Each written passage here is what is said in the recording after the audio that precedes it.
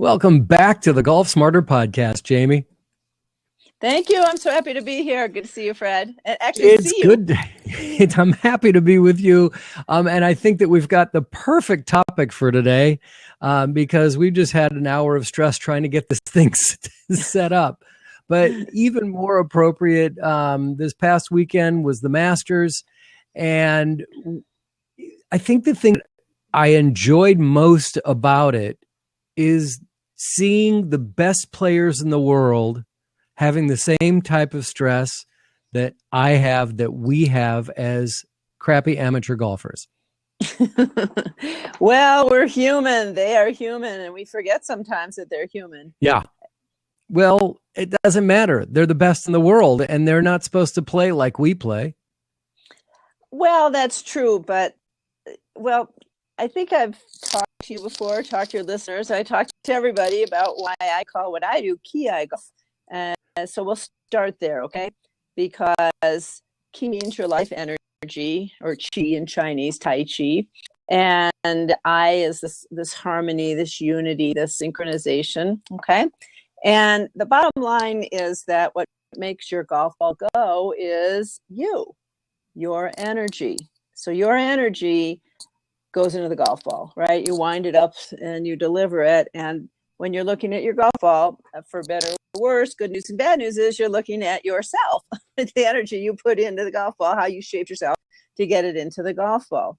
Now, we back up a little bit. What is this life energy that we all are? It's universal, and it really doesn't matter what level we're at or what country we grew up in, nationality, religion, gender, levels, anything, okay?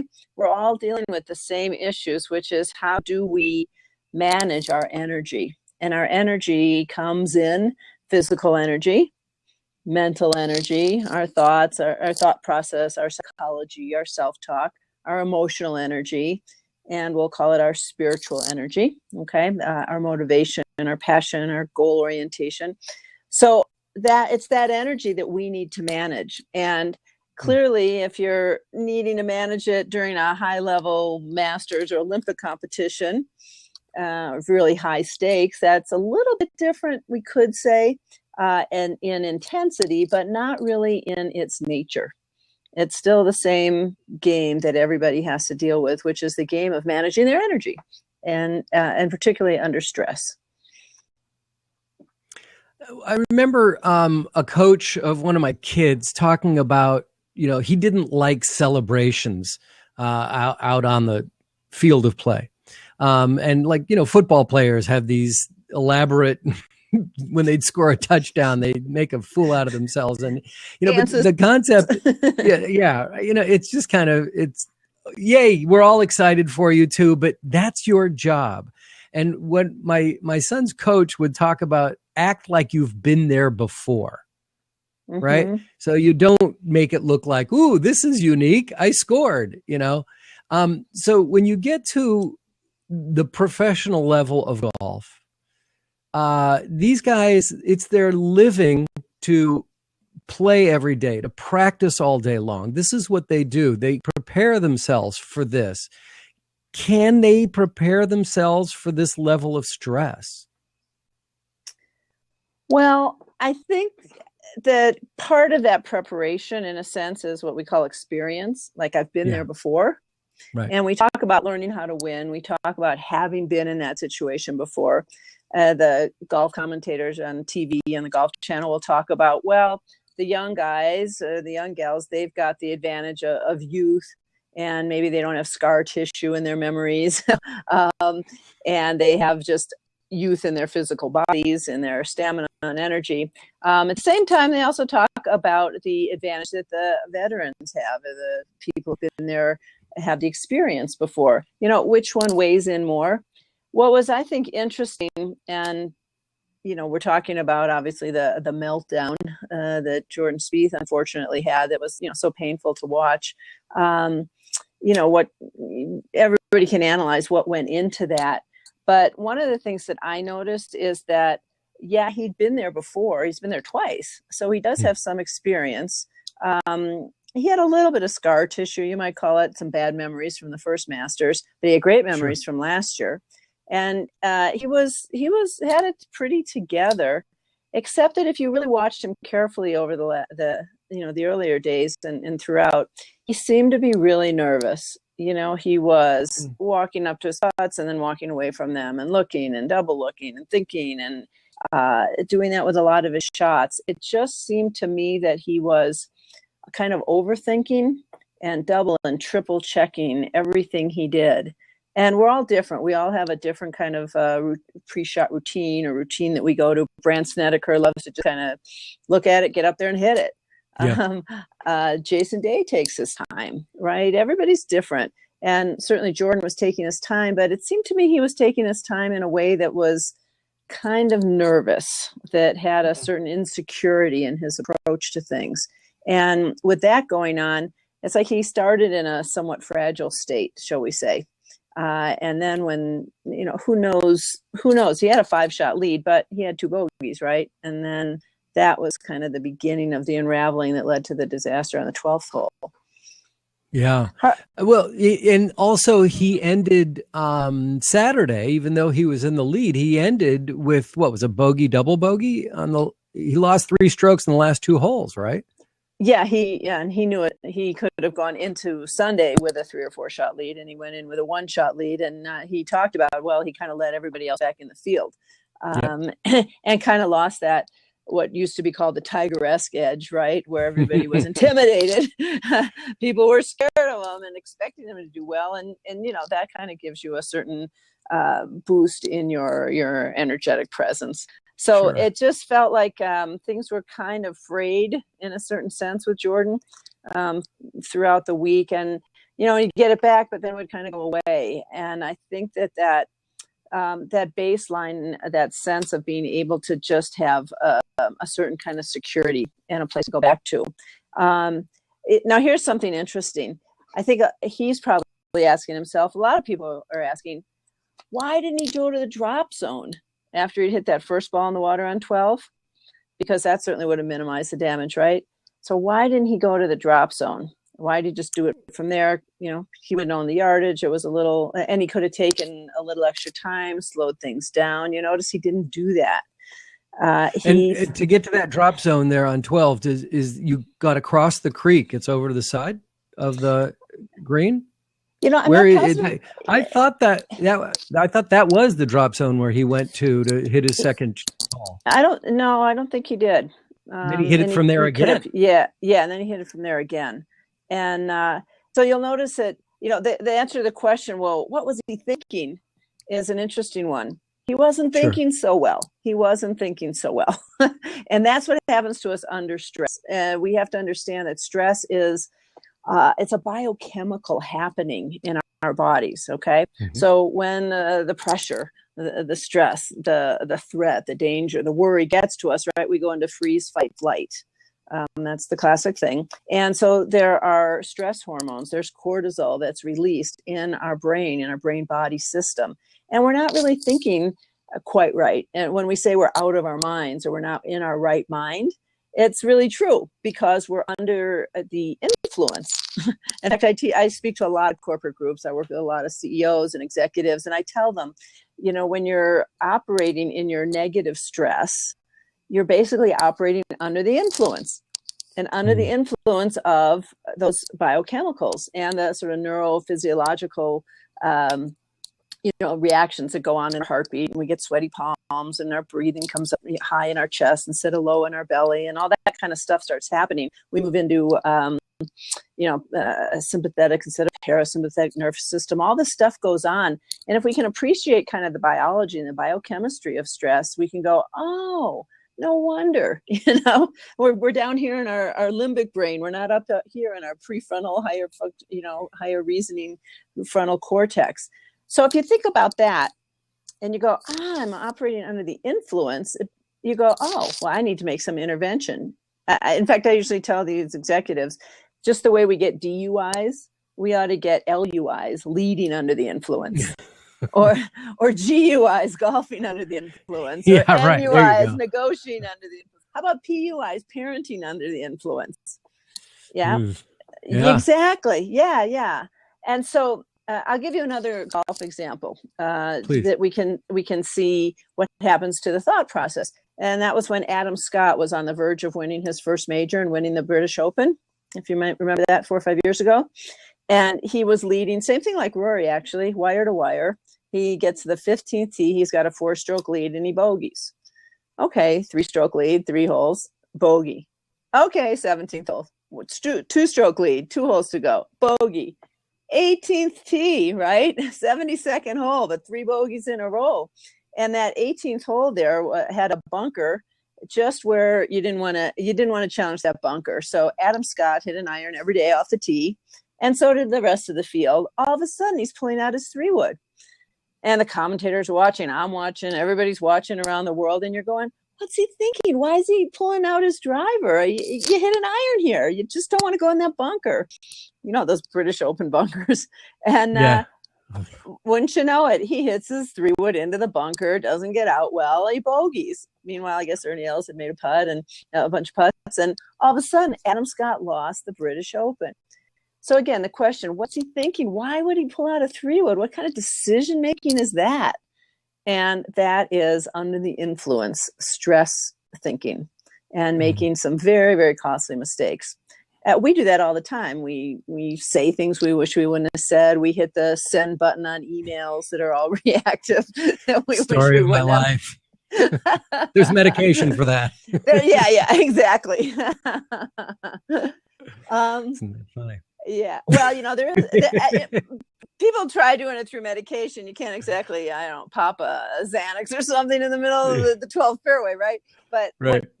But so here's to me where I bring in martial arts training, body, mind, somatic psychology training. And it's very interesting when we do things that are perfectly legal, no side effects, and you can do them in the moment. Things like get centered.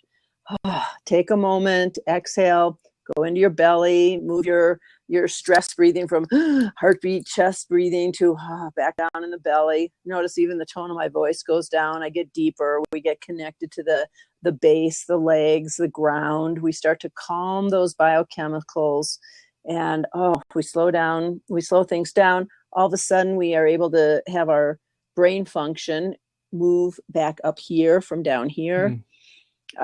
We calm the whole central nervous system. So things like breathing, we always say take a deep breath, but stop, take a couple deep breaths, go into your belly, connect to your legs and feet. Think about fear. Fear is a very up experience in our bodies, right? Mm-hmm. I always go 1, 2, 3, boo, and everyone goes boo. So it's nice we have video now, right? Boo, and we go up and we tighten up, we stop breathing, brain is like on tilt, and we tight up. So we do the opposite. We relax, we let go, we go down. Going down counters fear immediately. Yeah, I mean, these are so simple and they're just so natural and they really powerfully work. If we think, all I'm doing is kind of breathing in my belly instead of breathing, or all I'm doing is exhaling, it doesn't sound like much. But if you start to realize that you're making an impact in your biochemistry and in your brain function, well, that's a different story. That's why you feel better. That's why you think better. That's why you kind of come back to your senses. Does that make sense? Yeah, it does. I was going to say that I think the breathing part helps you expose how stressed you are, because when you try to take a deep breath when you're under stress, it doesn't really work. You're like, you can't, which I like to do before I take a golf shot. But, when you're feeling the stress, it's like, it's so shallow, right? That's the right word. And you can just tell, and you've got to walk away from that. Well, think about it, Fred. What do we do with little kids when they're just all freaking out and getting all angry and tantrums and destructive? It's like time out. You want something to cry about? I'll give you something to cry about. but you put them in timeout.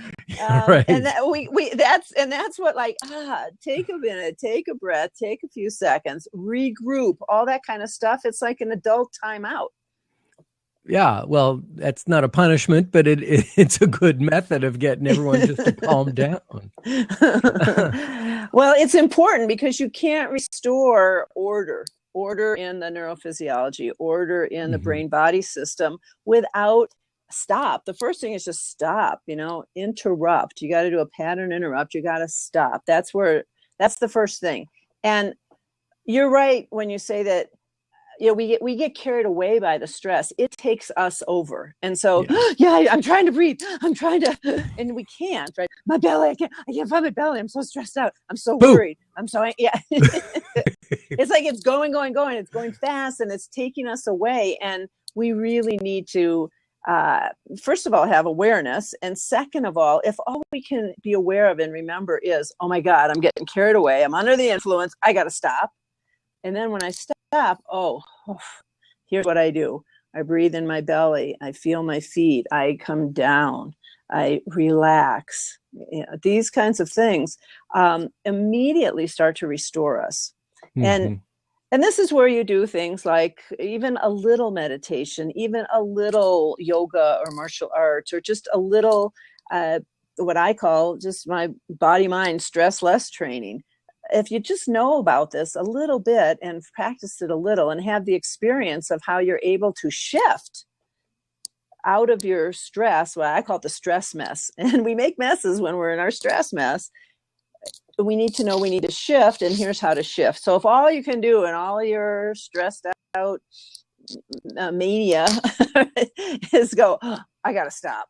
And here's what I do when I stop. All of a sudden, everything else starts to kick back in and we can function better. Ultimately, this is where it's connected to the physical, which is really what matters to us the most, right? The physical, the performance. We got to perform. Right. Jordan's got to make a golf swing. We've got to talk to this group. We've got to deal with this situation. And so that's a physical experience. Well, ultimately, we get back to where we're able then to make the swing that we could make under any other circumstances. We're able to get some of the sweat off of our palms. We're able to get some of the trembles out of our shaky muscles and nerves. So it's a good idea to try to distract yourself from the situation? Well, see, I don't call it distraction. I mean, mindfulness is a big word today, right? And a big practice. Yeah. What's mindfulness? Mindfulness is really about awareness. We have to become aware of ourselves, aware of what's happening. I have to know I'm in my stress mess. I have to know I'm speeding up. I'm not thinking very clearly. I'm just dropping the ball here. Wait a minute. If I step back and thought about it for a minute, maybe I would go drop zone. So you see what I'm saying? We need that mindfulness. We need awareness. And then I actually teach what I call body mindfulness. And there is body in mindfulness, because how do you get mindful? Well, you get aware of your body. You get aware of your racing heart. You get aware of your speed, how you're speeding up. You get aware of the jitters and nervousness. You get aware of some of the negative thoughts that are coming in. Oh my God, what am I going to do? They're all watching me. Help. This is a Masters, and we're able to return to a much, clearer, calmer place. So these are practices, and we can use our body to shift our mind and shift our biochemistry pretty quickly. It's amazing how much we can shift it quickly. And that's what we have to do, be able to do it in the moment. I like to teach what I call ninja practice. Ninja just means, right, they don't even know I'm doing it. And all this is going on internally. It's up to you what you're doing with your mind, what you're doing with your body. And so with your own awareness, with practice, with knowing, just having learned about these techniques, simple techniques: ground, breathe, relax, center, belly, integrate. A way to integrate using your golf club that I teach a lot, because integration means the left and the right sides of your body, your left brain and right brain, your lower body, upper body. All that needs to come together instead of like going like this, going nuts under stress. And we can do that just by putting our hands on the golf club right in front of the center line of our body. instead of over on the side leaning on it and going ruminating and being upset. We go, oh, this is what the NLP people, the neuro-linguistic program people, refer to as an anchor, one gesture, one action that you do that you've practiced that you know is the signal to your entire body brain system to be centered, calm, focused, relaxed, clear-minded. I like that. I like that. So we need some, you know, so we're talking about the stress that Jordan Spieth was going through and his lack of Tiger swagger.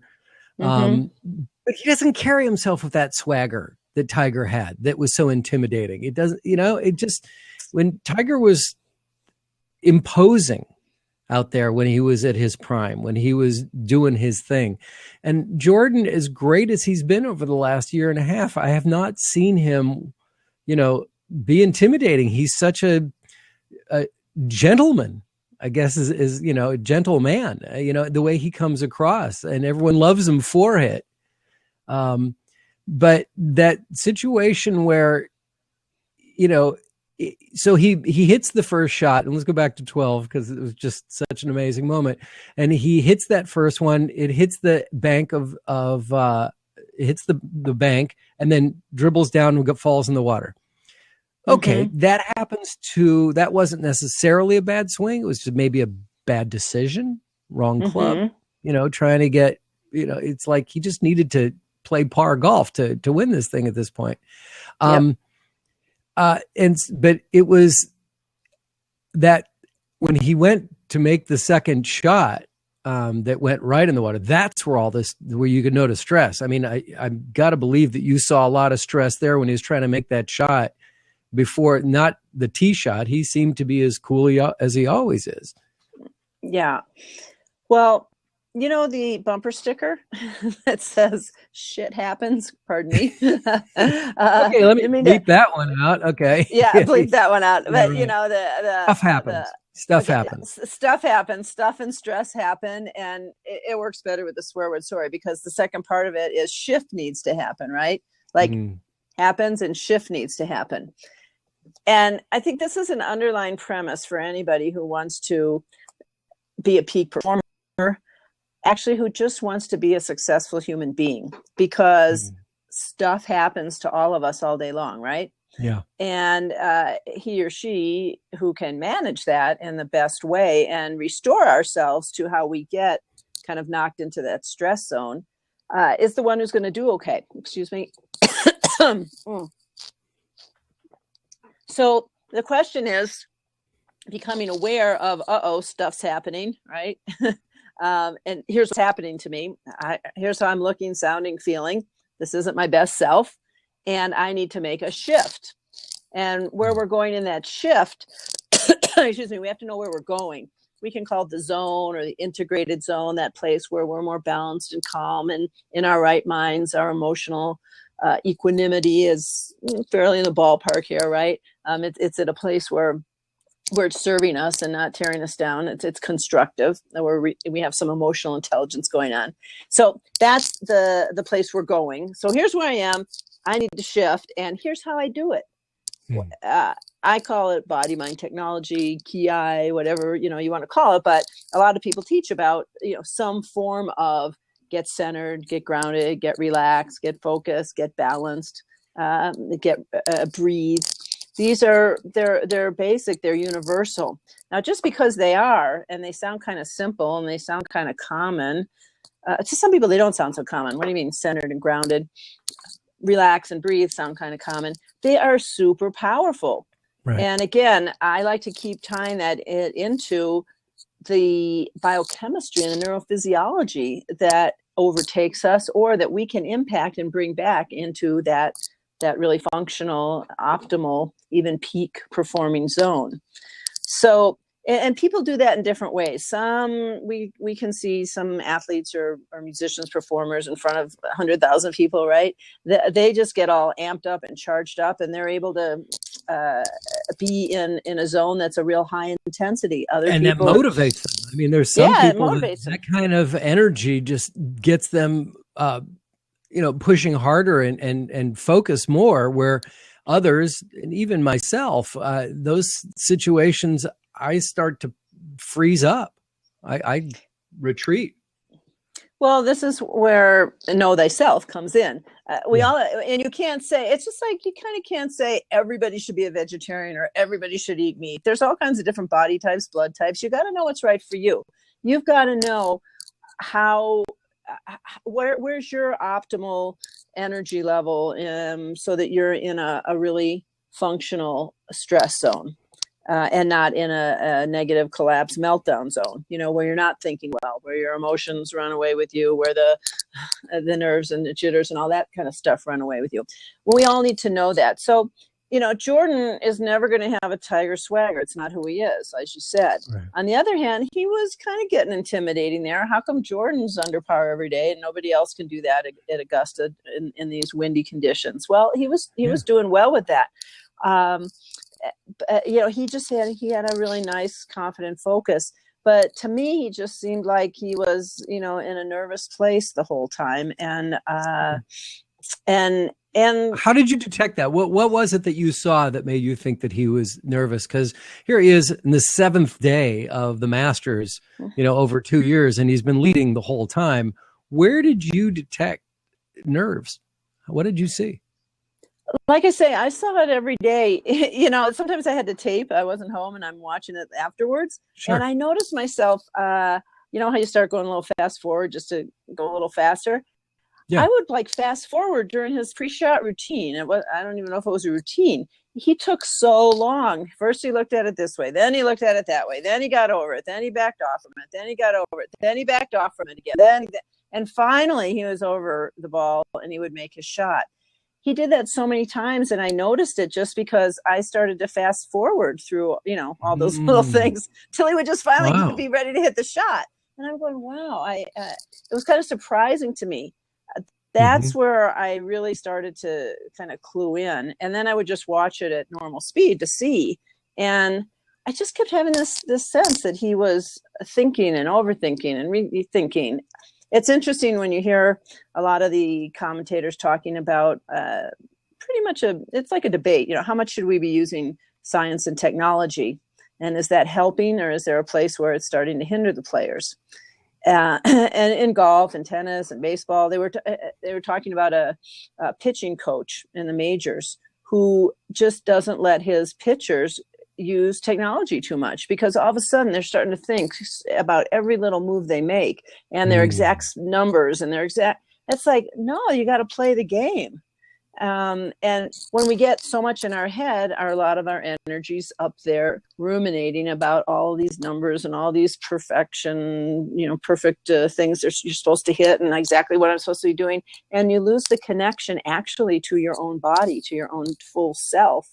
And what we call feel. We have feel in golf. We have feel in every sport. You got to have some kind of feel. And some people are more feel players. Some people are more head. Yeah. But, ultimately we've got to maintain a connection to ourselves and know ourselves well, so that we know what is that zone. When we're out of our zone, what's that zone? And what of those universals really works for me personally? And how do I do them? How do I get there? What's my NLP anchor? What's my little thing I do? And once we know that, then we have experience with that, then we're able to shift and come back into the zone we can do well in. For example, that first shot that you were talking about or that shot over the water, the kick back in. Yeah, 12. Yeah, on Sunday. Yeah, on 12. I wasn't in Jordan's mind. Nobody was, but I mean, probably a way to deal with that is go, oh, the stuff happened, right? Okay, it happened. I got to shift, and here's how I do it. I've just got to right here and now. I've got to just really regroup myself and not let my brain function get overtaken by the stress and pressure of the moment. However, if you're going, oh my God, I'm already in the water, I already got a couple of penalty strokes, it's going to be tough to make par, but I'll be lucky at bogey. Oh my God, if something else happens, I'm going to end up with a triple or something. And you start, all that starts going on. Guess what? Chunk. Yeah. So I thought it was so interesting. I was watching an interview with Danny Willett, who, congratulations for winning. That's right, Danny Willett, right? Yeah. Who'd yep. heard of him before? I Was I shocked?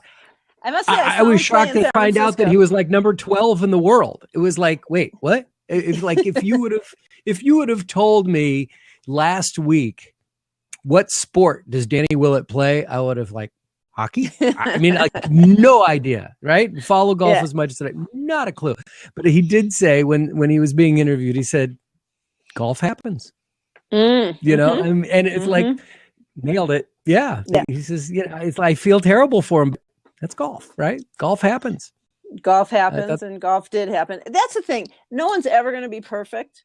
Right. We have to. There is no perfect. You've got to get that off of ourselves, and we're going to say and do things we wish we didn't, and we're going to rise and fall. We're going to succeed and fail. That's the nature of golf. But isn't that why we play golf?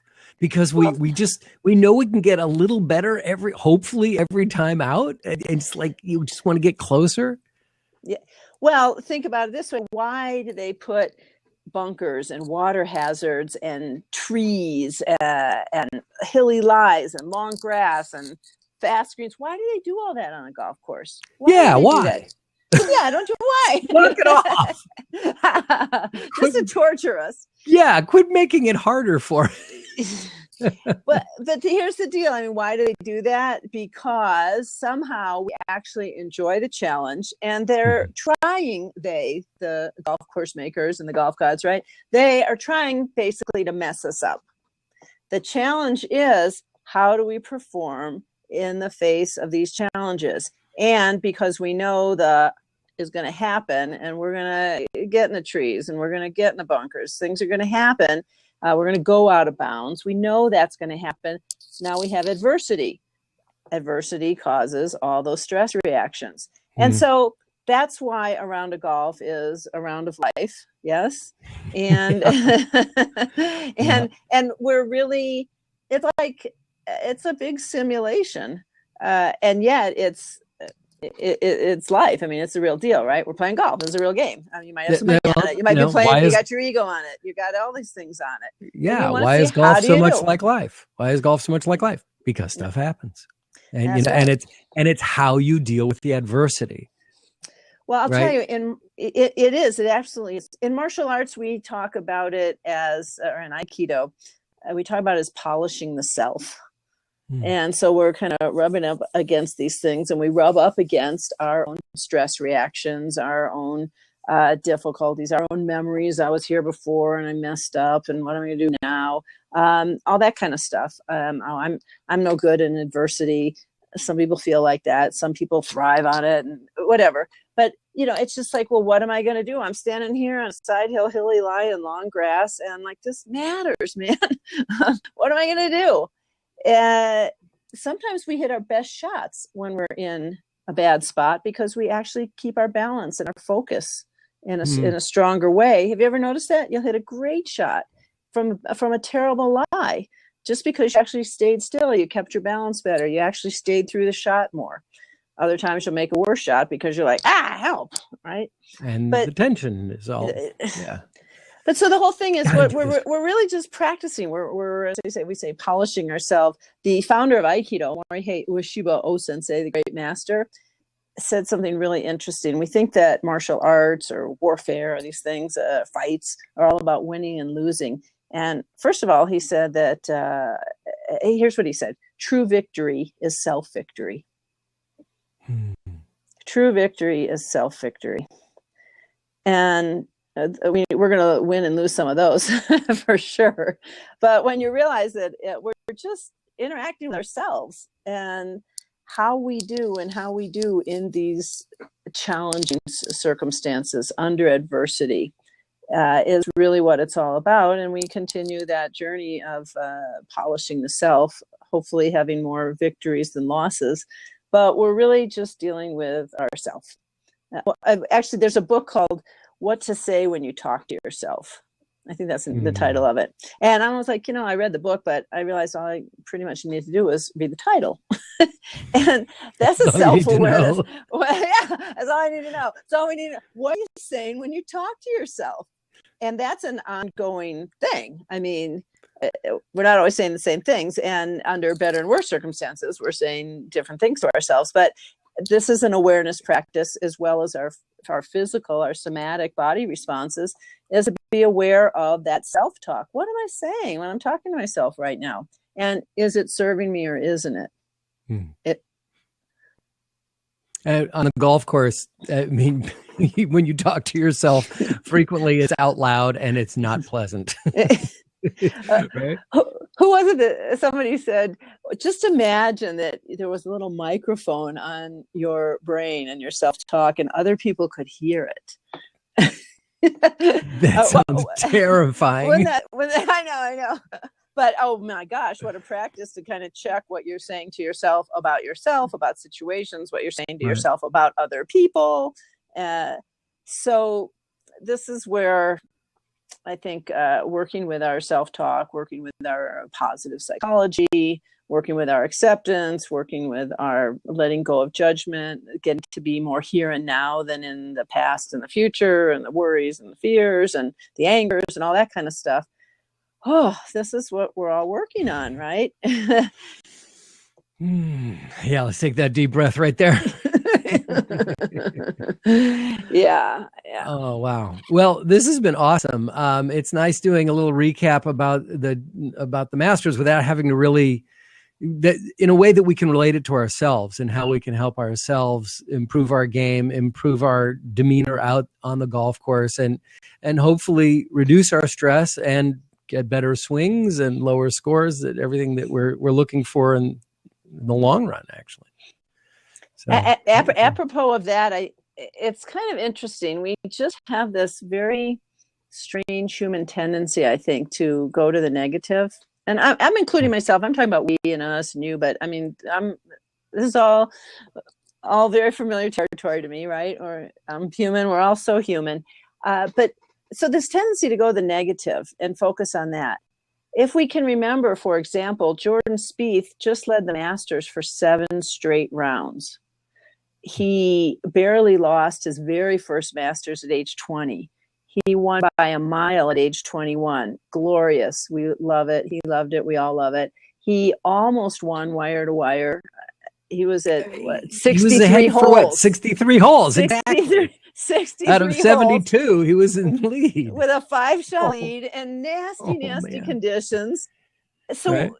We could focus on that and go, oh my God, the kid's a total superstar. That's unbelievable. And he's 22, right? And this time he had the media pressure and the scrutiny and the expectations and all that stuff. You put all of that in there and you go, oh my God, he was leading for 63 holes. And then, he had a meltdown. We call it a meltdown, or he had a disaster hole. Actually, he said it was like a really bad 30 minutes. Exactly. 30 minutes. But are we going to remember 30 minutes, or are we going to remember the last 3 years? The last 4 days, 3.5 days. We remember 30 minutes or even 3 minutes. The 30 minutes is going to be talked about for years. That's what's going to get talked about instead of all the rest of it.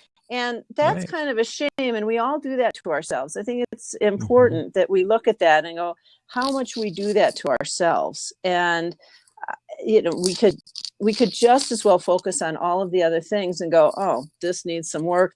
We could have some compassion, some empathy, some understanding, which is easy to do, actually, if you think about it, with the enormity of the situation, the pressures and all, and study, well, what happened, what kind of influences and internally led to the failed swings on that one hole. But we could just as well focus on all of the other astounding aspects of Jordan's performances.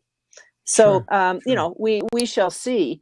But it's just an important thing for us to remember. I think we all need to keep pulling back into some kind of perspective and be careful that we don't get carried away with the meltdown and forget all of the other really fine things about ourselves and our lives and who we are.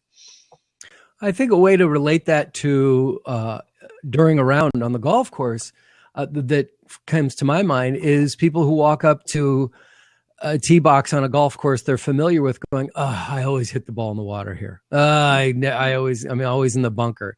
like that negative thing that's going on. And it's opening the door for simple change. If you're just listening to yourself, I always hit the ball in the water. Well, then don't hit that club.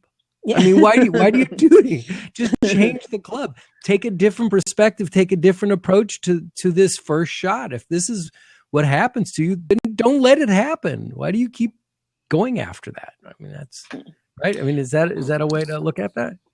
Well, yeah. I mean, we have to. We have to intervene. We have to go, oh my God, look at what I'm saying to myself, and know that with that thought, I'm probably going to always go in the water again. So the first thing is like, well, just maybe don't say that to yourself. Realize that is a completely useless thought. Now you may tell yourself, oh, I love hitting this shot, and not believe yourself. Okay, maybe you can't go that far, change the thought, change your reality. Maybe you can say that, and lo and behold, you do it. Most of us live by seeing is believing rather than believing. Believing is seeing. Forget which way that goes. But if we believe first, we can see. Usually we're just seeing, and then we believe according to that. So there are teachers who tell you to believe, and then you'll see, or act as if thing, right? Yeah. But just all it takes, make one good shot, hit 10 balls there until you don't go in the water. See what club you hit, see how it felt. Remember that one. Focus on that one. So this is training. These are challenges. That's why true victory is self-victory. That's why we have to do a little work on ourselves through life. It doesn't just happen willy-nilly. And we all have negative experience. We all have places where we failed or messed up and succumbed to stress mess and that kind of thing. If we just go with that, we keep creating more of that kind of what they call scar tissue these days, or more negative experience. And so we have to intervene with that so that we can create a different state to be in, and then to start to produce some different results. Then we go, oh, you know what? All right, so I can do this. And that's a shift. And we are each responsible for making that shift. It's kind of interesting if you remember the very first hole of the Masters for Ernie Els, right? He 6-putted from a couple of feet. How painful was that? Really, really painful. But once again, as I opened this whole conversation, it's an affirmation for us that they do that too. The pros, the best players in the world, do that too. So don't beat yourself up because you did it, or if you 3-putted or maybe 4-putted, don't beat yourself up because it's happened before and it's going to happen again. Exactly. And that's what we say. It happens to the best of them. Right. And the best of ourselves is always present, and it also can get overtaken by the worst of ourselves. We have that all within us, but we're all the same. It's one person in here really with our different aspects and sides. If we keep coming back to that place of, oh, this is me, this is the one me here, integrated, in charge, and we learn to take better and better charge of ourselves, I think we can handle situations better and better. And we need to constantly be in that place where we're being positive, we're building ourselves up. I always remember my dad, bless his heart, he's going to be 96 in about a week. I'll be with him. I'll be with him for his birthday. But that means he was born in 1920. So he was 10 in 1930. Great Depression, lost his dad. A lot of things happened, right? Tough. It was tough. World War II, on and on. Son of immigrants, or grandson of immigrants, etc.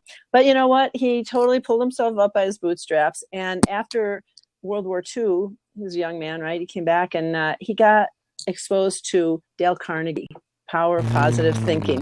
Mm-hmm. And he really sort of schooled himself, trained himself, and did his best to train us in PMA all the way, positive mental attitude. Now, I thought it was a little Pollyanna, and I would be like, well, wait a minute, it's cold here in Wisconsin, and I don't want to go to school. And I had a lot of negative feelings. It wasn't PMA all the way. But as I have, matured and things like that and studied what helps us. You've embraced it. Well, it helps. I mean, and I've started to understand from this ki, or this energetic point of view, that that energy has vibrational frequency, and our thoughts have measurable frequency.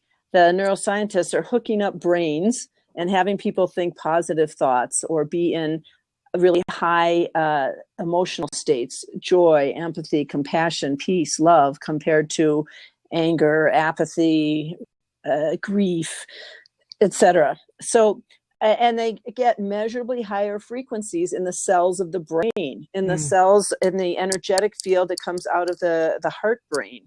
It's very interesting. I mean, they're actually making scientific studies of these things.